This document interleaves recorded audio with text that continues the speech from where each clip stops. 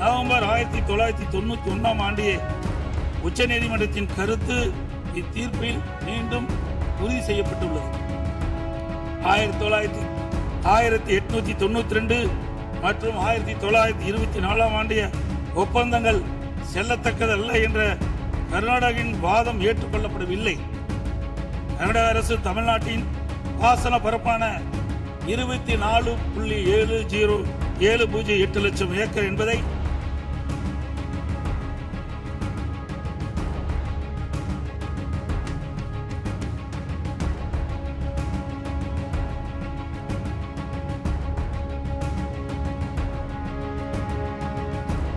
தேவைக்கென 67 TMC அடி நீர் கொள்ளளவு கொண்ட மேகதாது அணையை கட்ட கர்நாடக அரசு முயற்சிப்பது தமிழ்நாட்டை பாலைவனமாக்கும் உள்நோக்கம் கொண்ட ஒரு செயலாகும்.